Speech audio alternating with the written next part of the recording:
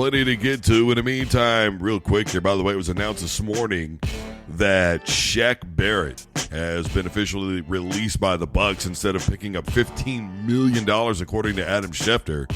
He is now a free agent, able to sign wherever the hell he wants to go. Can think of a couple of teams that need a defensive end off the rip.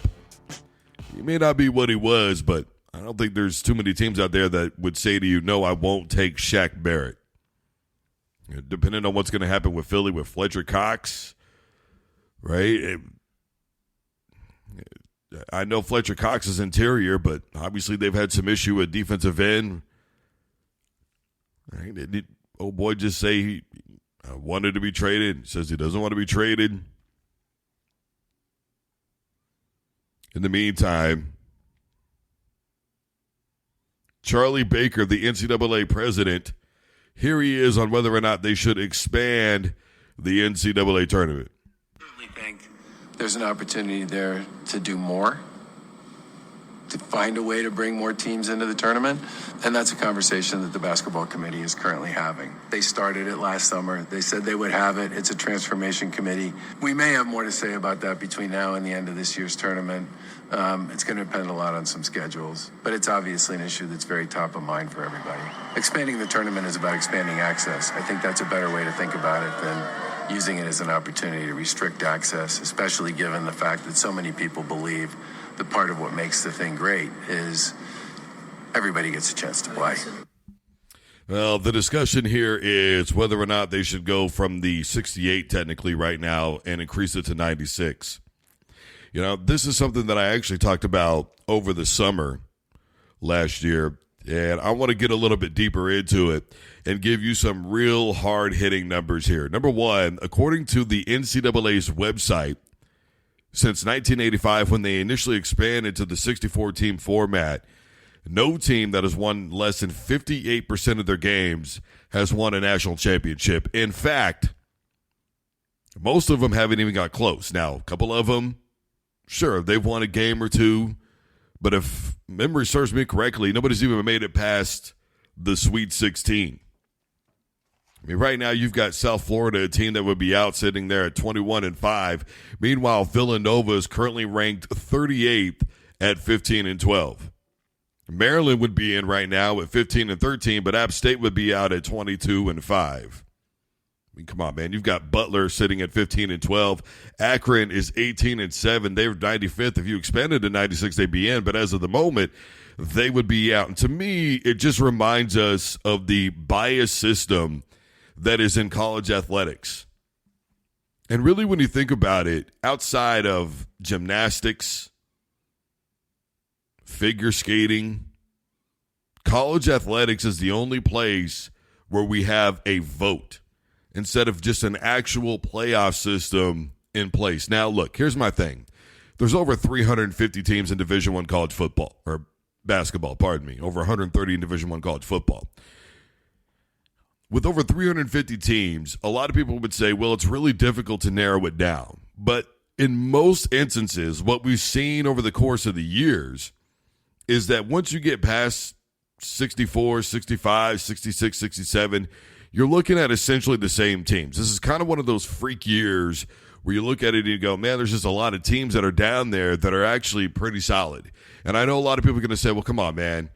USF, South Florida, Appalachian State, what are they going to do? Well, Chicago Loyola. Yeah, I mean, come on. Look, here's the thing about basketball is there's not nearly as many variables in terms of the athlete that there is in football. That's first and foremost. Secondly, while I do believe that basketball is supreme out east, and I can understand, a team like Butler being ranked high, who's traditionally done fairly well in the NCAA tournament, I think that we're to a point now where the favoritism is overwhelming, and the NCAA is doing everything that they can to try and hang on to this Power 5 conference notation. They really are, and I don't really understand it. I mean, you take what's going on right now with the NCAA football playoff, you look at that and you go, okay, so 5 highest ranked teams that are conference champions are going to get in initially. So we're going to be looking at Power 4 conferences first because the Pac-12 is now the Pac-2 technically, and the NCAA's already told them, you've already got 2 teams over there you're not getting an automatic bid. So the way that it should read is, or the understanding is, that a Conference USA, an AAC, whomever is going to get a shot now. Well, here's the negative. That we could see them ranked at like number 18 being undefeated. I mean, that was a lot of what the committee did a season ago, right, with Liberty. Okay, so you look at where they could potentially be ranked, and then you're going to have a Texas A&M or Florida or Georgia or whomever sitting there at 12-1 at number 9. You know what I mean? It just, none of this makes sense, and it's all become a beauty pageant. We're not making basketball decisions. We're not making football decisions. We're making financial decisions.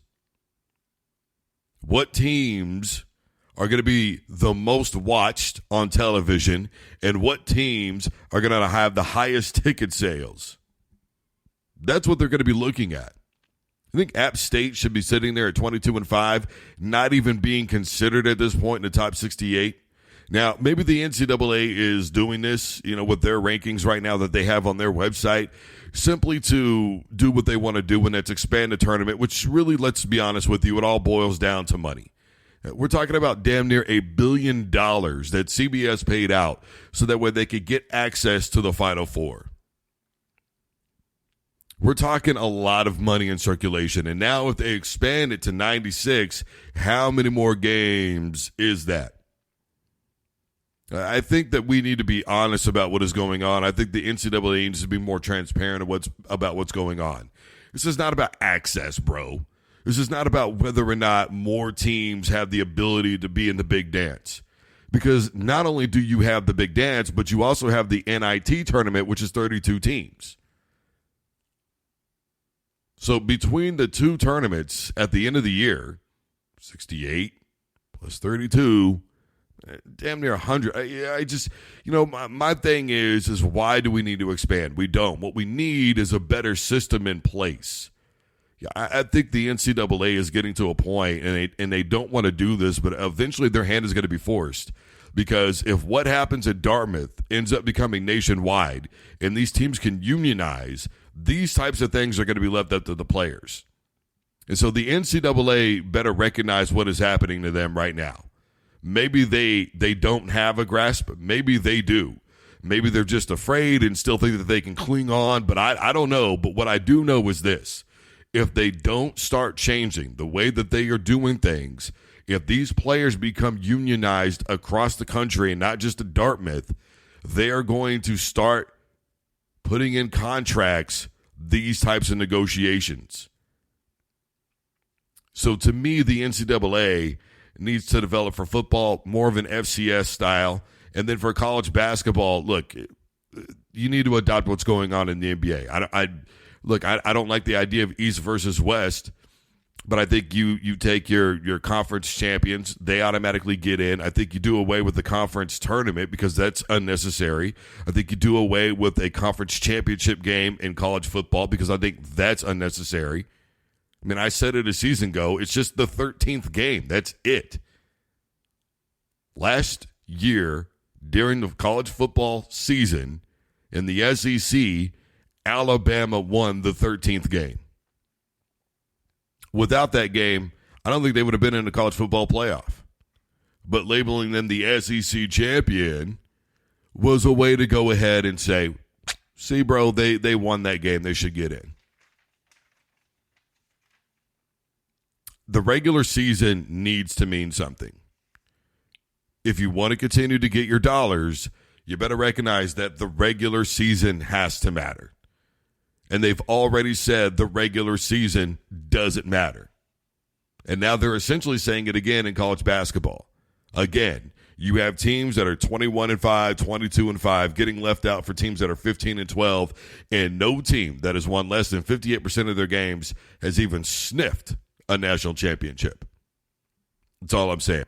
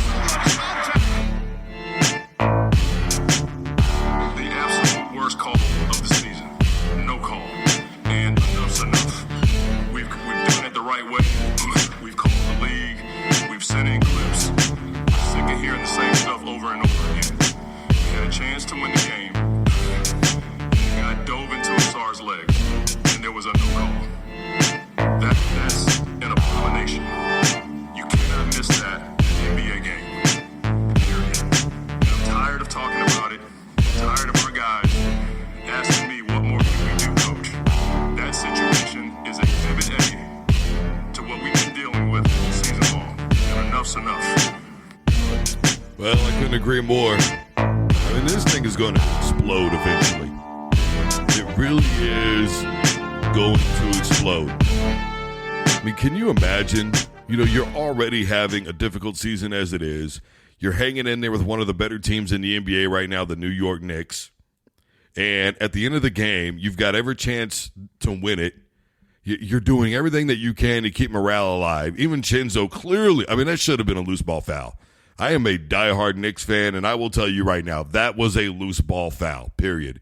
Literally dove right into his legs like a damn near a football tackle. I mean, seriously. And it didn't get called. Monty Williams has every right to be pissed off. Unfortunately, what's going to happen today, tomorrow, the next day, at some point, there's going to be a release on him getting fined. We continuously see the fines get increased, so you're not allowed to speak out about poor officiating. And look, I'm always the guy to say, look, man, there's 1,000,001 things that led up to that. You know, you could have done this, you could have done that, you should have done this, you should have done that. I am always that guy. Simultaneously, there comes a point where it's like, okay, why would you blow the call at the end of the game that's giving a team a chance to win? It's still inexcusable on the part of the referees. And, you know, I want to say it again for the upteenth time this year. If anybody wants to believe that the conspiracy theory of the officials are rigging games, this is absolutely the perfect season to look and go, this is egregious. This is obvious. It is not far removed from the minds of NBA fans about Tim Donaghy. It is not far removed from the minds of NBA fans about the 0-2 Western Conference Finals. Again, Sacramento, they had chances. I'm not going to say that they didn't. What I am going to say is that thing should have been over after 5. Really should have been over after 6. Should have never got to 7. They were screwed so bad in that game.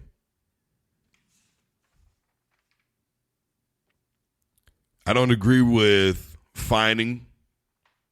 I just don't. You're fining people for speaking out against officiating in the NFL, the NBA, etc. You're fining them for that. But what you are not doing is announcing fines and regulations and all that on your officials. You're talking about the reviews and, oh, that's an our bad. Okay, great, you're bad. All right. And then what?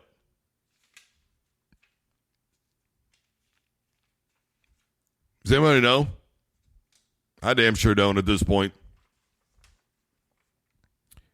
I think that the NBA has lost, to me, all of its attraction this year. And it's sad because the Knicks are a good basketball team again, and that helps make the NBA better.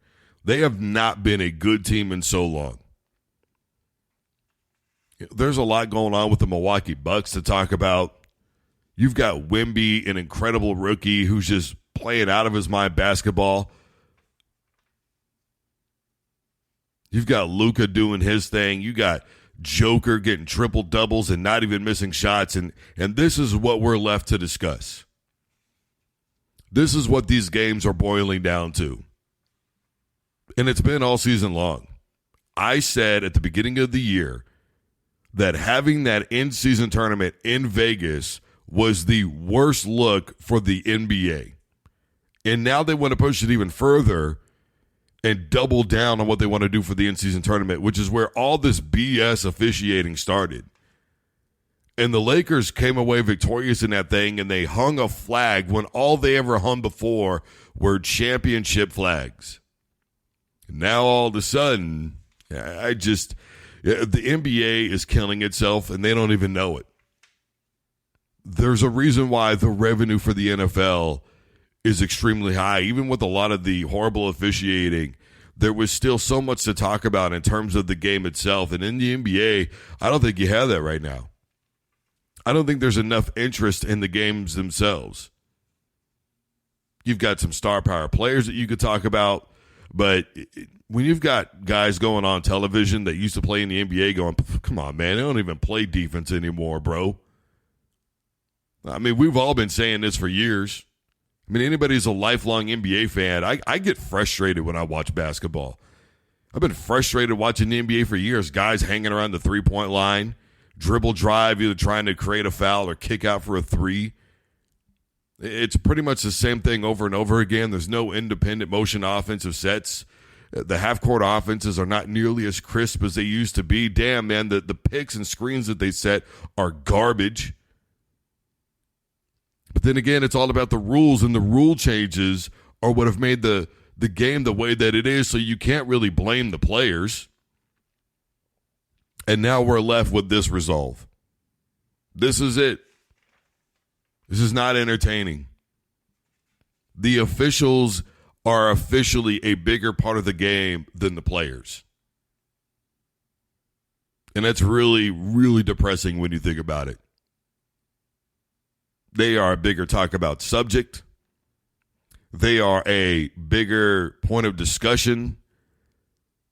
They are a distraction to the game now while watching the game. It's not the NBA anymore. It hasn't been for a while, I get that, but it's really not the NBA anymore.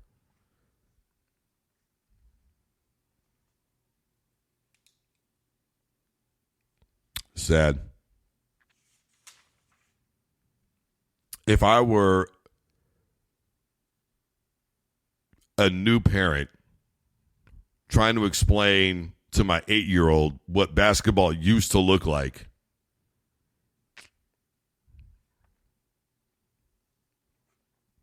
it's tough. I mean, what do you tell anybody? Hey, man, this used to be exciting. You know, they used to play defense. You know, you had a lot of different offensive looks. You know, you had the fast teams that ran the court. You had the teams that ran more of a half set. You had the triangle offense with the Chicago Bulls.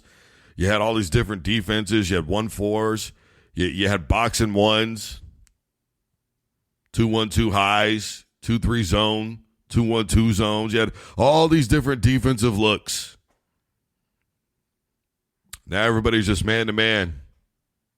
Does anybody remember when Greg Ostertag used to set screens that would knock people over? Anybody remember that? He'd just stand there, bro, just bam. Somebody would rock right into him, go flying about 2.5 feet. It's never going to be that again unless somebody steps in. But nobody's going to step in because there's just too much money involved now. You have too high of an investment in the athlete themselves. So the NBA simultaneously is trying to protect their $300 million asset. That's what it is. I don't like it. I don't like the term asset, but that's what it is. That's the way that this is viewed, and that's why there's all these rule changes. And let's not forget that the players sign off on these rule changes. They're okay with it. I mean, wouldn't you be? If you can make $230 million in a year and you're scheduled to play 82 games and you only had to play 65 of them, and if you missed more, whatever, just pay the fine and move on. 20 bands is 20 bands, but still, I'm just saying, Brody. It's not the NBA anymore. And it's really unfortunate because, like I said, that could have been a big win for Detroit's morale at the bare minimum. Something to take them in the next season potentially. I know it's the end of February, but something to get them going. Maybe end the season on a really strong note, give you hopes going into next year. You really come together as a team, and instead the referees basically take the game into their hands, and all of a sudden it's time to let them play. When before that, every little hand check, every little just, I think he got his knee up trying to get contact with the player. Oh, you're handing me the basketball? I don't like you doing that. That's a technical. Do it again, you're out of here. It's BS, man. It's depressing. It's boring. It's sickening. It's channel changing. What else is on, bro? Why are we paying for YouTube TV? Seriously. I think that's the only reason why any of us have YouTube TV, so that way we can watch sports. And this is the sport that we are getting. Are you not entertained? No, the hell I'm not. Not in the least bit, as a matter of fact. In the meantime, LeBron James, which, again, I don't know why anybody has Bronny on a draft board right now. Okay, I'm going to preface it by saying this. I really just don't know why. Okay, and I talked about this last week, and he's been through a lot with the heart. Okay, and as somebody with AFib, and who at age 28, I had a heart attack. I completely relate to Bronny. I really do. I'm glad that he's been able to come back and play basketball. I know that was not an easy decision to make, a scary one. And LeBron, as a dad, I'm sure was scared to death. And I know that he is proud to see his son at least playing the game of basketball. But he is playing. And he's playing very mid. That team is not good at USC. I wouldn't even begin to understand why anybody would have him on a draft board in the NBA. I've said already that he needs 2 more years. And here comes LeBron going to his 8 again. Hey, man, can everybody just back off of my son? Okay, dude, look, I understand that in the course of your career, you have been through a lot of hell in terms of the criticism. And pretty much since you've been in the league, it's been whether or not you're as good as MJ, thanks to Skip Bayless. He started this BS, and now it's a conversation that has never ended. And I have said before that we have partly sabotaged the career of LeBron James because everybody wanted to compare him to Michael Jordan instead of letting LeBron be his own player.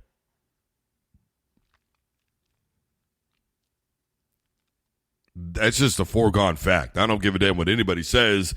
That's not an opinion. That's a fact. He never really had a chance. Simultaneously, nobody's above criticism. Nobody is. Everybody gets criticism at the college football and basketball level. Everybody gets criticism at the NBA level. I understand being a protective dad, but at some point, you got to cut those reins loose. I've said this about other parents who have gone on and made comments about Alabama, that whole thing with Jalen Hurts and his dad. It's, they have a tendency to overstep. It's not a good look. I'm not going to treat LeBron any different just because he's LeBron. His kid is going to get critiqued. And he is going to get critiqued the same way that every other basketball player gets critiqued. Nobody's above it, Brody. And whether you like it or not, it is going to happen. And just because you stop doing it, sorry, dude, you're really only poking the bear at that point. Because what you're going to do is you're going to get a lot of hotheads that are going to go, oh, really? You want me to stop talking about it, mate? All right, check game, pimp. I'm about to really go off, i.e. Stephen A. Smith, i.e. Skip Bayless, i.e. just about everybody in the national media, and get ready for the comment section, Brody. Now, a lot of people don't grow out of the notion of, if you tell me not to do something, guess what I'm going to go ahead and go do? It's kind of like taking the trash out and they tell you not to break the glass. Shatter everywhere. So nobody's above it. Nobody's going to make an exception for Bronny. It's kind of like the Dak Prescott thing, and I said this before Stephen A. did, and that is, why do we have to preface it with, look, we're so glad about so-and-so making it through such and such a thing. That doesn't matter after a while. He needs time to develop, I agree. But we also know that Bron is waiting around so that way he can play basketball with his son. My thing is whose dream is this? Whose idea is this? Nobody's going to not criticize anybody just because they're related to somebody. That's all there is to it. Real quick here, Justin Fields has apparently stopped following the Chicago Bears. Greeny couldn't wait to make a big deal about it on ESPN. Yeah, look, amigo, you can say whatever you want to. Who the hell knows? Arizona has Kyler Murray, even though he's stopped following people. Remember J.J. Watt? Kyler's not answering his phone. What does it mean? Is he not on the team anymore? Or maybe he's just out to dinner. Or maybe, you know what, people just don't like following stuff that's going on because they're on social media. They're on social media to enjoy social media. And every time they go into a comment section, it's this and this and this. And Brody just doesn't want to hear it. That's pretty simple. And who the hell's keeping tabs on this BS anyways? Who is I have never, ever gone into LeBron's or Kevin Hart's or Dave Chappelle's or anybody's IG or Twitter or TikTok or any of that and gone, I wonder who they're following. Oh, they were following the team they're playing for. They're not now. What the hell, bro? This is why Beyonce doesn't follow anybody. Whether you like Beyonce or not, it is not what we're talking about here. She literally doesn't follow anybody for this BS right here. This is it. Social media is made out to be way too much. It's way too much. There's literally no reason to make a big deal out of this. So what? He unfollowed the Bears. Maybe it does mean something. Simultaneously, is it worth going on national television and going, you see, to me, he's handling everything like a professional and taking control of everything because he unfollowed the Chicago Bears on social media. What? If anything, to be petty, bro. Are you serious right now? I'm an unapologetic Justin Fields fan. That's called not being a journalist, for the record. That is called being biased. That is called, I love Justin Fields. I'm a huge fan of his, and I just admitted to that, Brody, and I'm going to stick by him no matter what. Well, look, man, all year long, Greeny's been on the side of Justin Fields, and this is what happens when you become a mega fan of somebody instead of a reporter on somebody, where you start doing nonsense like this. This is why I don't feed into that BS. Straight up. Justin Fields is not following Chicago anymore, so that's grown man stuff right there, Brody. I don't know about you, but just because I unfollow somebody, that doesn't make me on some grown man stuff. It just means I choose to unfollow them for whatever personal reason I have. And I don't need to tell anybody why I'm doing what the hell I'm doing because I'm an adult. And it's really stupid for everybody to get into everybody. Like, why is everybody in everybody's business, man? Everybody is just, are you bored, bro? Are you bored at ESPN? You're at ESPN and you are acting like this is ETV. Extra, extra. Does anybody remember that show? Man alive. There's still plenty to get to today. We're going to be talking about R.J. Davis, North Carolina, drops 42. CP3 looks like he's going to be back with the Warriors today, as a matter of fact. Clippers have a new logo. Oh, man, I tell you what. Rebranding, huh? That's what we're calling it. It's rebranding. To be honest with you, first of all, I got to tell you, I like the jerseys. I really do. Look, I've always been like kind of a colors guy, a jersey guy. I like the jerseys a lot. Jerseys are dope. I ain't even gonna lie. Those Clippers jerseys are where it's at. And I'm really not a fan of the colors, but the way they put the jerseys together, it's on point. The logo, on the other hand, to me, it looks like something somebody would have made on Canva. You know, it looks like kind of like a local submarine business logo or a local. And maybe that's what they're going for, being that they're coastal and all that stuff, But it really reminds me more of maybe the East Coast than it does the West Coast. When I think of the West Coast, maybe it's just me. I think of beaches and surfing and things like that. Yeah, when I think of the East Coast, that's where I think of, fishermen, because in that boat that's on there, and I understand. I mean, he went on and he explained everything, but simultaneously, I'm just looking at this and I'm like, yeah. I hope whoever did that, they didn't pay him a lot of money. I'm just going to be honest with you. Whoever did the logo, and it's weird, too, to do it like in the middle of the season. I guess given the success that the Clippers have been having this year, do you, boo-boo. But I still probably would have waited till next year. Middle of the season's a really weird time to do that, but, they're making more money than I am, so they must know business better than I do, but the hell do I know? I'll rock one of the hell out of those jerseys, though. Especially that blue one. Oh, yeah. Yeah, I'll rock the hell out of that. Give me a Kawhi Leonard one all day long.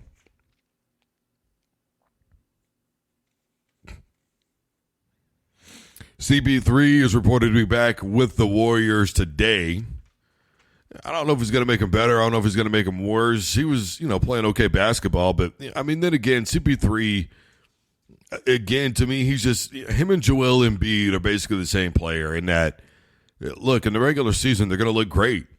They're going to be spectacular. And they're even going to have, one or two really big games in the playoffs. But for the most part, they're going to disappear. They're going to get hurt. I mean, something's going to happen. And they're not going to be around. Every year with CP3, it's always been something. He got COVID. He got hurt. He's getting doubled down. Whatever the case is, he didn't know how to get out of it. I think the best teams that he ever had with the Clippers and the Suns are behind him. This Warriors team is not nearly what they used to be. And, I don't really see him being able to do anything. If you've got DeAndre Jordan and Blake Griffin, if you've got Devin Booker, no. I'm good on that. He's going to get you some assists. He's going to get you some points. I think right now with the way that the Warriors are playing, they're better off without him, if you ask me. But what the hell do I know? I'm just some guy. I don't necessarily see what he brings to the table at this point. I mean, does anybody else? I mean, they were worse without Draymond, and they got better with him. I don't think that they're going to get better with CP3 coming back to the lineup. It's not the same impact. And it's just really weird to me that people keep saying he's a Hall of Famer. He's a Hall of Famer. I don't see it, man. I think he's got a lot of really good stats, but not a lot of really good wins. Even though the Warriors are not the same team that they used to be, they're still the Warriors. And if you can't get it done, when you've got Klay Thompson and Steph Curry and Draymond Green, what else is there for this man? Like he's the Doc Rivers of NBA players. Then you have James Harden too, the Houston Rockets. Those two can't get along. Of course, they don't get along with anybody. Yeah, especially James Harden. I personally just don't. I think to me he's a sixth man. But even then, that's not really his thing now, is it? And you've already got guys for that in Golden State. I mean, just where does he fit into the mix here? I mean, Steve Kerr, I think, is a genius, but it just seems like, to me, CP3 is just, I don't think he's ever going to get a ring. He's not. And for all the blustering that people do about Melo, keep that same energy for CP3 and stop pretending like he ain't had teams, Brody. Seriously. In the meantime, I found this really interesting. Check this out. If we do get Melo, when was Bron going to ever take over?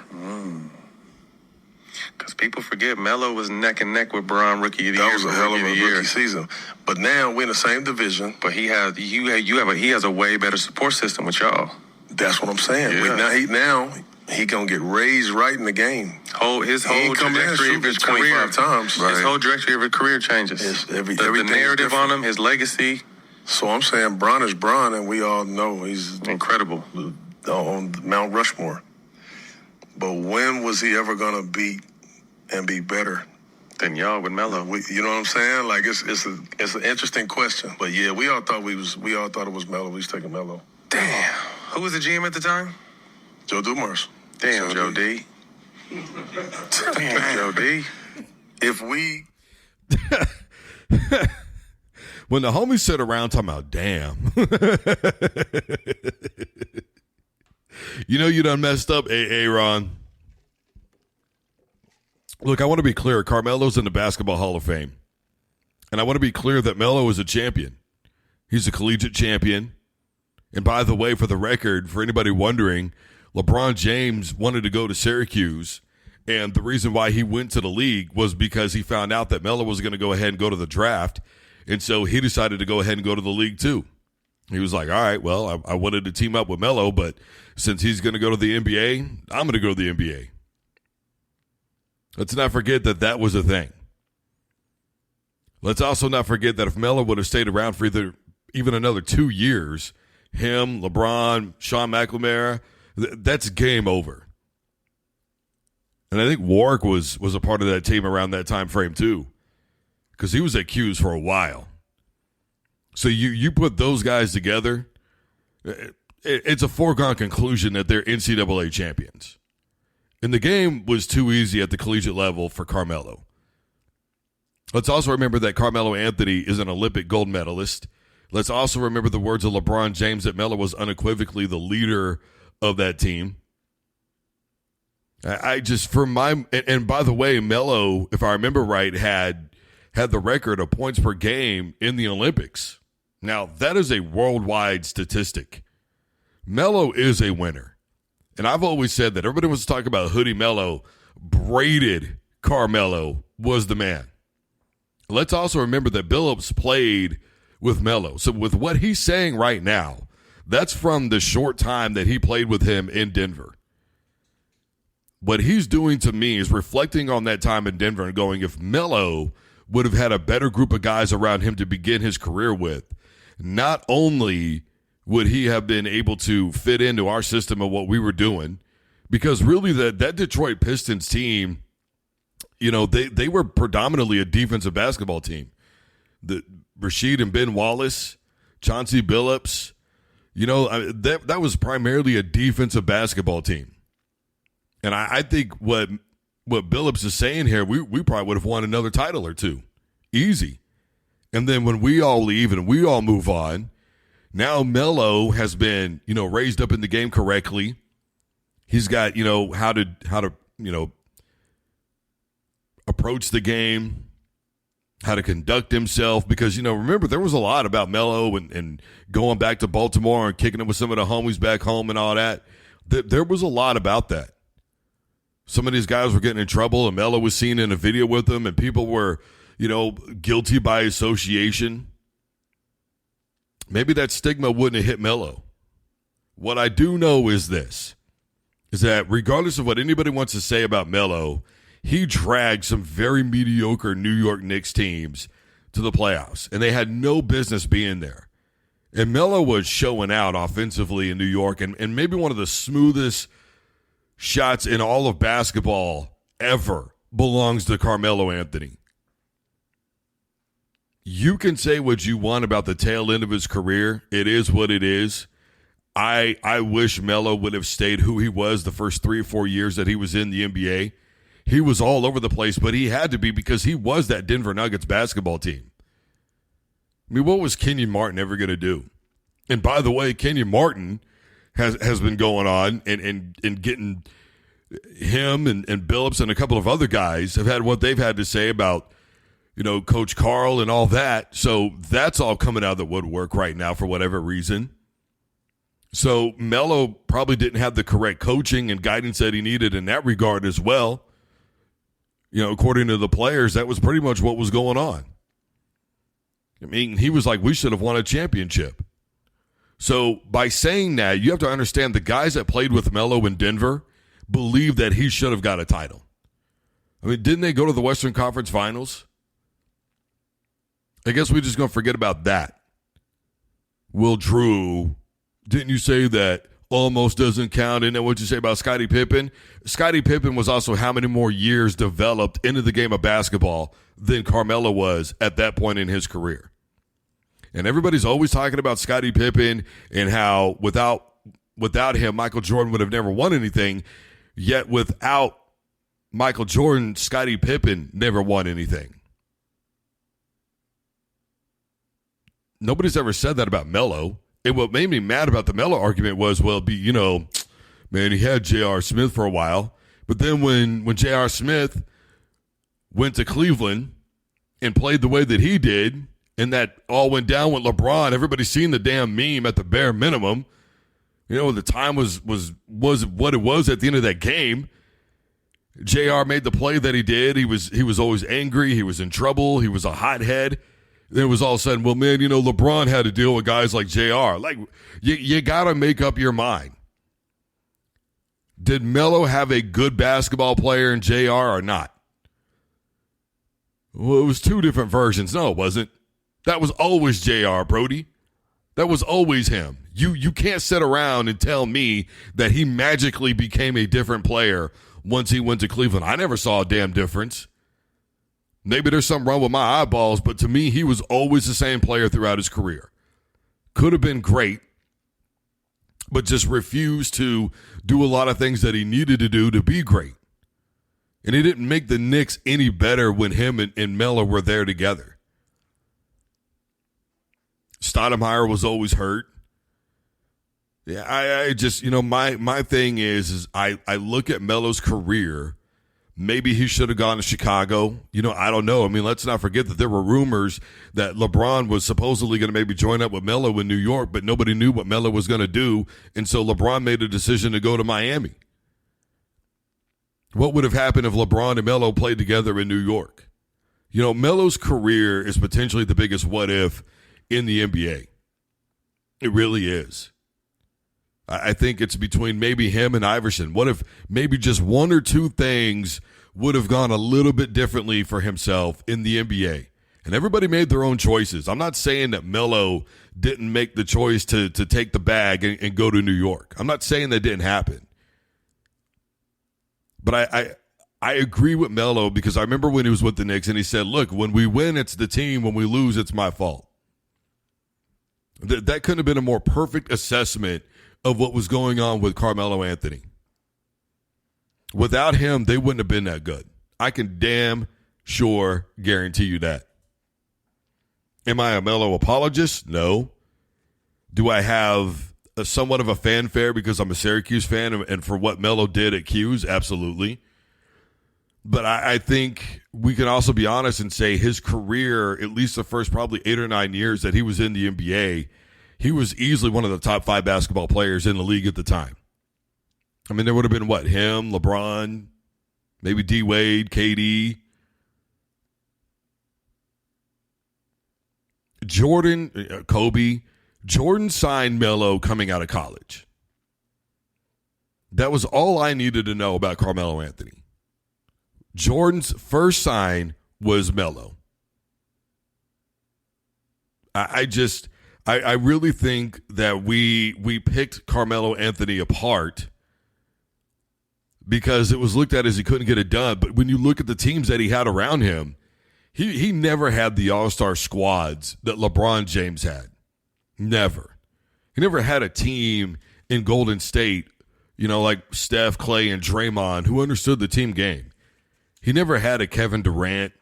Chauncey Billups was at the end of his career. Allen Iverson was all but retired at that time, right? Didn't he go away and then come back? I mean, he wasn't nearly the same basketball player. I mean, you could look at the roster and go, well, blah, blah, blah, blah, blah. But if you actually watched those teams play, Iverson was no longer Iverson. And Billups was no longer Billups.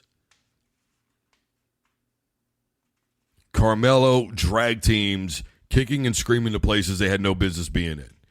Do I wish he would have been better defensively, towards the middle and end of his career and played the way that he did more in the first, 3 or 4 years? Absolutely. It was clear that he got a little bit out of shape and he didn't take the game as seriously as he used to. That was his flaw. I think he was good enough to get players around him from around the league that would have gone and wanted to play with him. But if you listen to that whole interview with Chauncey Billups, to me what he's saying is not only would have Detroit won another title or two while he was there with the team that they had, but I think he also believes that after they were all gone, Melo would have been able to – he would have been so developed at that point that other guys would have wanted to come and play with him in free agency, and he would have dominated the league. And then where was LeBron going to go that he could – create dream teams with guys?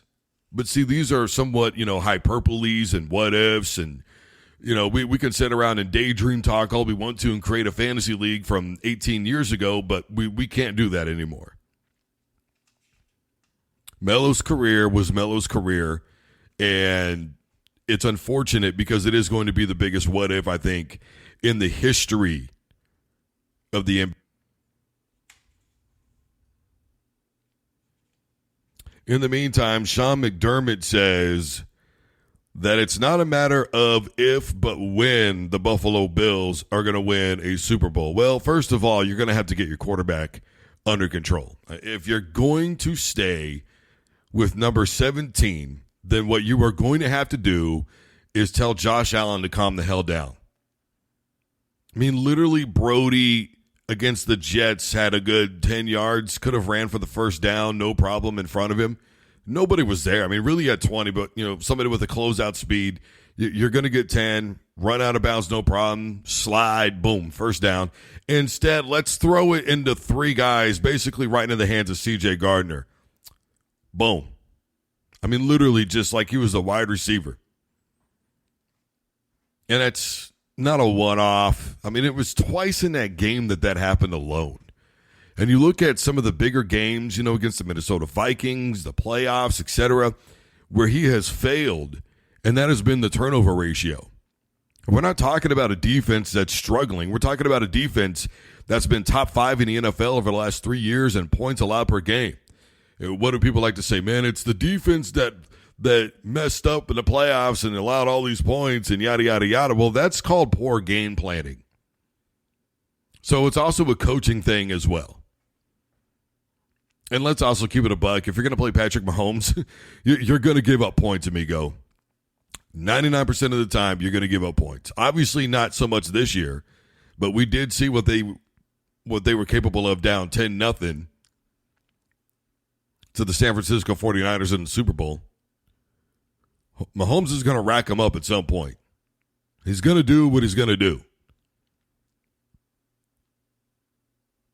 And again, Josh Allen, for all the things that I say about him, it's not his fault about the AFC Championship game in Kansas City when Mahomes had 13 seconds left.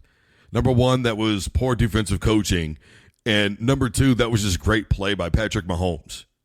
It was really a combination of those things. And then, of course, Tyreek with that, right over the middle. But, nobody knew that with 13 seconds left that Kansas City was going to be able to pull it out.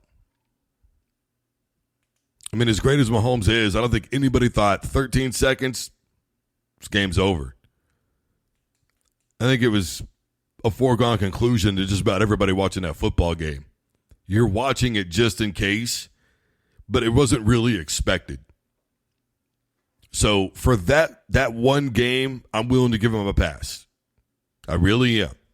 But other than that, let's not forget, guys, that him and Baker Mayfield played the same amount of playoff games this last postseason, and Baker Mayfield completely blew Josh Allen out of the water with pass yards.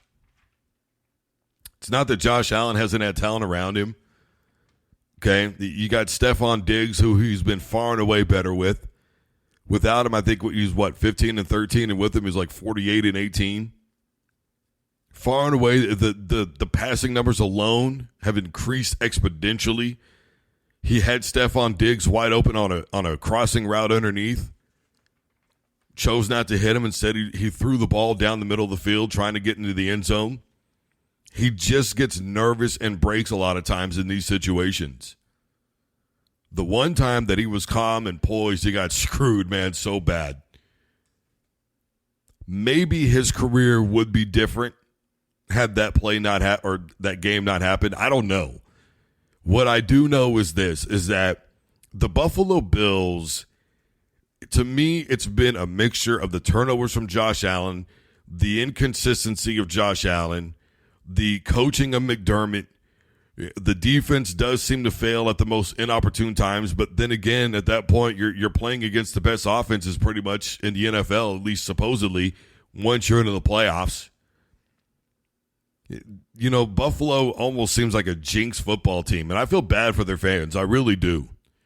But, you know, Patrick Mahomes, when he was taking zingers and sitting there with Josh Allen on that Bleacher Report podcast show that they did the other day, he was just like, look, it's not about the players. This is about the fans. Throwing stuff at him because that was real mature. I know you're pissed off, Buffalo Bill fan. I know you're tired of it. I know you're tired of everybody making fun of your team. Boy, I love losing Super Bowls. Every single season, we get to see the video of that Bills fan just losing his mind. The Bills are, you know, just going crazy. I get it, Brody. Every single time you're in the playoffs, we have to watch the reporter who has since been deceased, you know, the big Bills fan, and his son does the news now and just loves his dad so much. I mean, there's a lot of great stories, and the way you guys have rallied around Jim Kelly and all that, that's great. But I think you're at your wit's end now, and I don't think you know what to do. And I know that you want to defend Josh Allen because he's your guy, but I'm sorry, bro. Josh Allen is Jim Kelly. He's going to look really good during the regular season. But when it comes to the postseason, just all of a sudden, everything changes. Let's not forget that Buffalo was getting their asses handed to them by the Houston Oilers. They benched Jim Kelly. The backup came in, and that was when they won the game and got to another Super Bowl.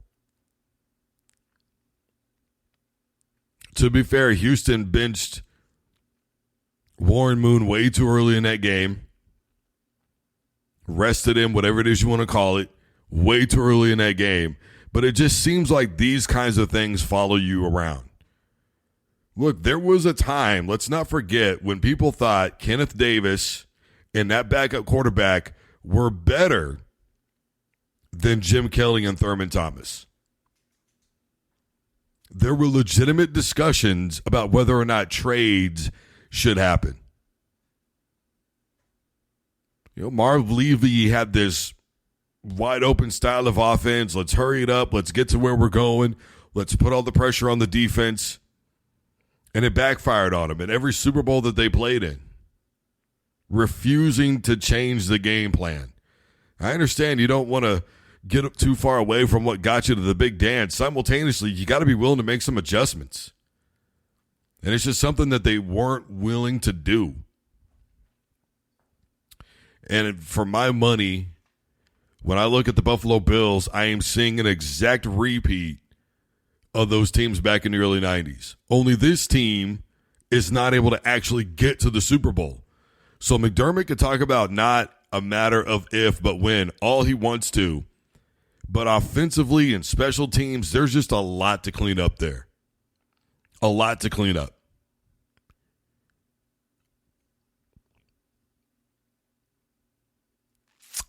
Josh Allen's got to calm down. That's first and foremost. Duncan, an offensive lineman, an all-pro offensive lineman, by the way, for the Buffalo Bills. Want to reiterate that for the Josh Allen folks. Says that the New York Jets, he can't stand them. They're all a bunch of clout chasers, et cetera, et cetera. Yeah, well, I don't think they were clout chasing when they beat you guys. Aaron Rodgers went down in that game. Everybody thought, well, this is over. The Jets aren't going to win. Breece Hall. Damn, man. I tell you what. Here's the thing. If you're going to call people clout chasers, then you can't be on a show where you're with your shirt off, all tatted up, chain hanging, just trying to look cool, got your swag on. I mean, there's levels to the game, Brody. And I mean, let's keep it a buck here for a sec. All right, it is 2024, amigo. Who the hell is not clout chasing at least a little bit? I mean, let's not front. When you put up a reel, a TikTok, a YouTube video, whatever it is, something on Threads, Twitter, X, whatever the hell you want to call it, whatever social media platform you make a comment on, you are secretly hoping that you are going to blow up. Everybody has that little teeny tiny part of them that regardless of who you make fun of and how you make fun of them, you have that subtle, man, I kind of wish it was me. I wish I could blow up. Everybody's got it to an extent. Now, me, I need it because of what I do. And I can legitimately say, and there are people that are out there that are like me. If it was not for the business that I am in right now, if I was not doing radio and journalism and all that, I would literally have no social media. In fact, there is still very much a part of me that wishes maybe back in like 97, 98, I'd have been the age that I am now. Because I could have just done radio and then went home and been with the family and then watched sports all evening and then got on the radio for the next day, talked about it, went over my notes and all that for a couple of hours, and then went home. You can't do that anymore. You have to get on the radio. You have to talk about it. Then afterwards, after you've done everything, you've uploaded everything everywhere. Then after that, you got to go and you got to, post videos for social media, whether it's reels or whatever the case may be. You have to go and do all that work. I mean, it is a 24/7 job now. It is not nearly like what it used to be. And a part of me wishes that it still was, because I really don't have enough time in the day to be doing all the things that I do. If I'm being honest with you. That people say, man, you're so kind of hit and miss with the reels and all that. Bro, I got stuff to do, man. And I don't live my life on social media. I really don't. I'm older now, so I'm a lot more private than I was back in my youth, with MySpace and all that. I'm so much more private now. I really am. And I don't like the idea of people knowing where I'm at, having a salad and knowing that I've got fans that follow me everywhere that I go. I don't need people showing up anonymously at McAllister's or whatever deli I'm eating at because I say that I'm there. To me, it's an after the fact thing. If you see me post something, I was there and then I was gone, bro. You're not going to show up and go, man, I hope I get to see Drew Duncan there. It's not going to happen. I don't think that everybody needs to know what I had for lunch. I think it's boring, if I'm being honest with you, and it's oversaturated. I'm just keeping it a buck, but that's me, though. The younger generation now, this is what they do. They grew up in this. This is what they know. They're cabbaging on simultaneously to the popularity and fame that they have now, so that way they can build their social media audience, so that way they can have that following for whatever happens when they're done with their career in the NFL, NBA, NHL, whatever the case may be, college, whatever it is. When they're done, they've got that huge following. I mean, everything that everybody does to an extent is clout chasing, especially when you're an athlete. It's just the way, there's no getting around that. Now I understand that there are people who are just about Instagram. And I say this all the time, especially when it comes to MMA. Well, want to look cool, knocking somebody out.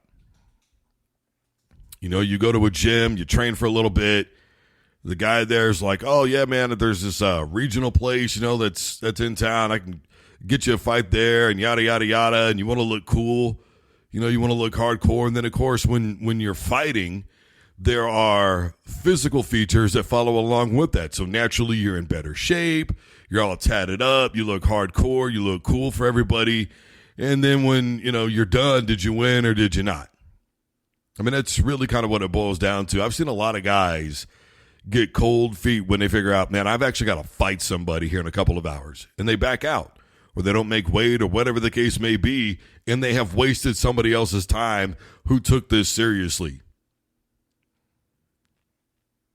It's no different than any other sport. A lot of people just kind of check in, do their thing, and it's all about getting their dollars up. Simultaneously, if any one of us could do it, we all know that deep down that we would.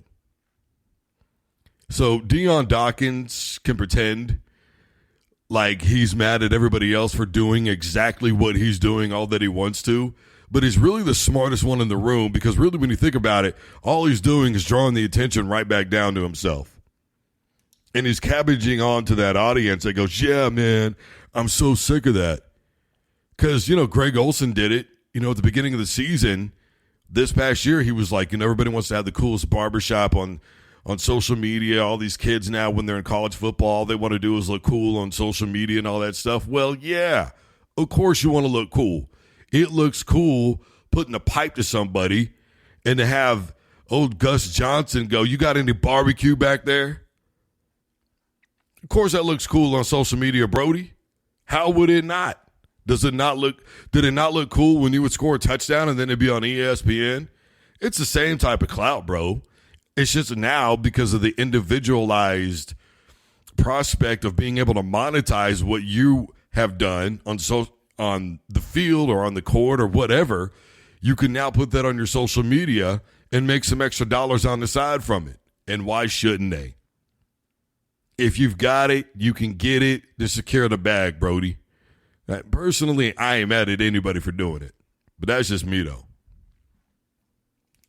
Real quick here, Davis drops 42, which is a record at the Dean Smith Center.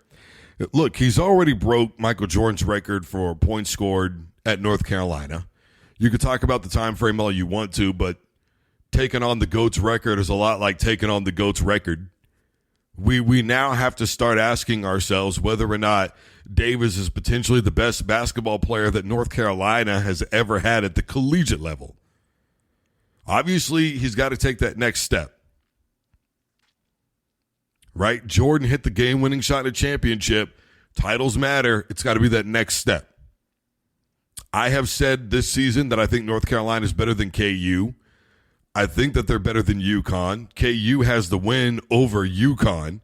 I get that. I think it's carrying them too far. I don't think that KU has a bunch of dogs on them the way that North Carolina does.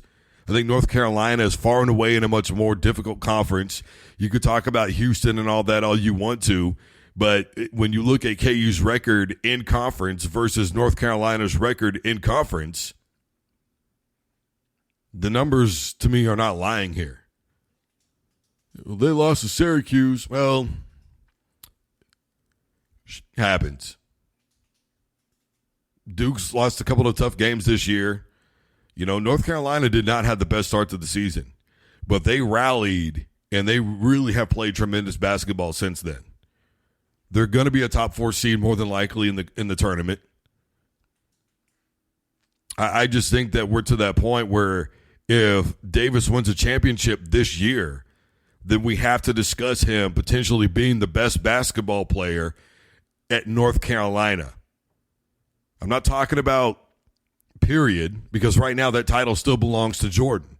Because not only to me is Jordan the GOAT in the NBA, but obviously he's got the NBA career, but Davis hasn't had that chance to get there yet. So I'm not saying the best basketball player that they've had of all time.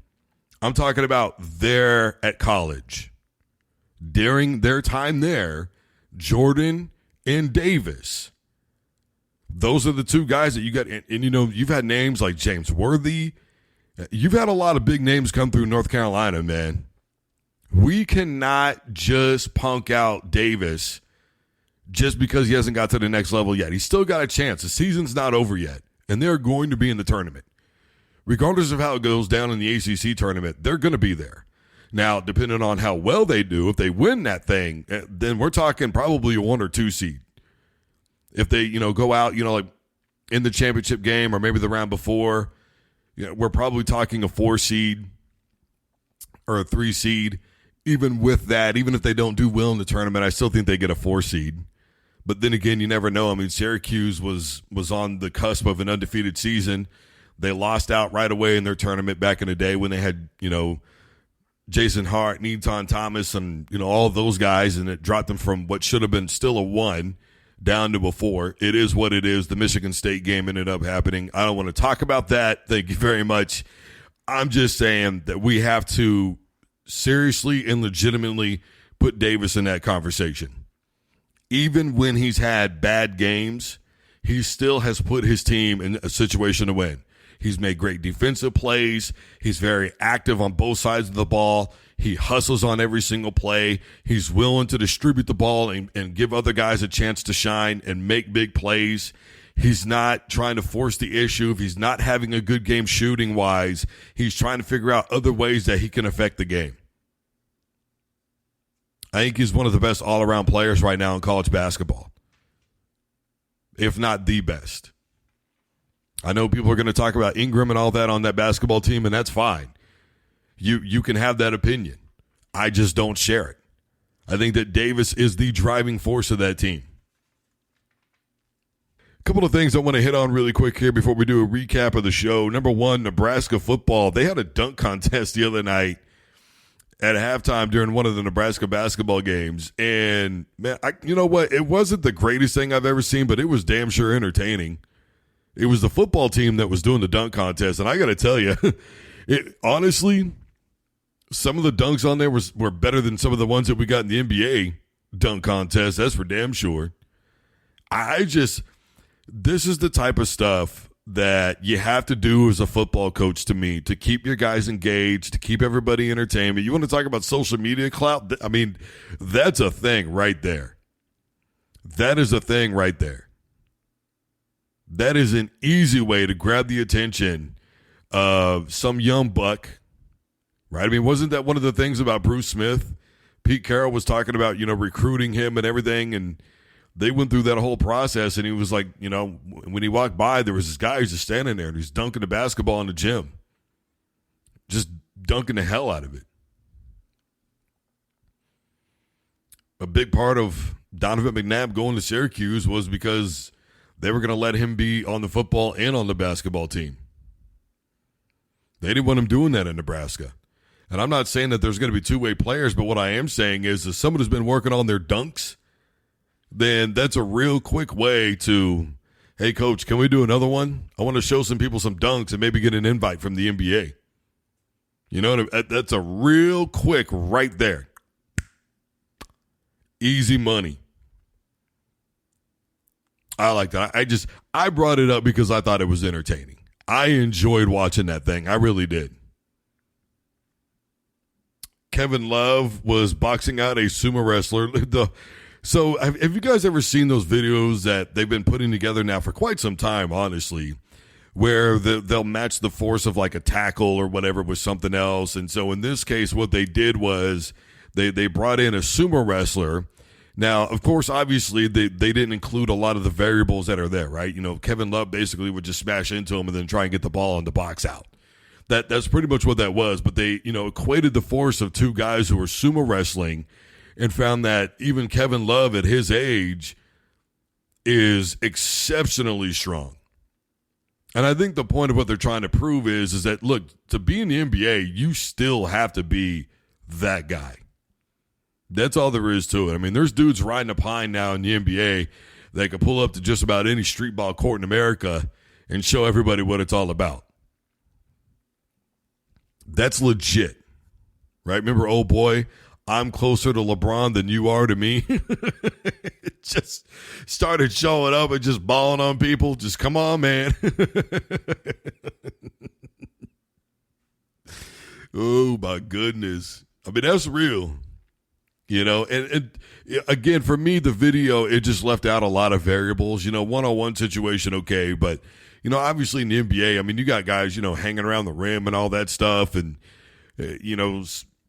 centrifugal force and all. I get it, but simultaneously, I just thought it was entertaining to see what Brody with a sumo wrestler. All right, everybody, I'm Drew Duncan. The show's fired up, and we have been live. Obviously, plenty to get to as the week progresses. I am brought to you in part by WBFR Block 50 Radio, which is online 24/7, 365 at block50radio.com. I am wherever you're listening to podcasts. Take your device to play Fired Up by Drew Duncan, iTunes, iHeart, etc. Wherever you're listening, I am there. Your local programming is next. Don't you dare touch that dial.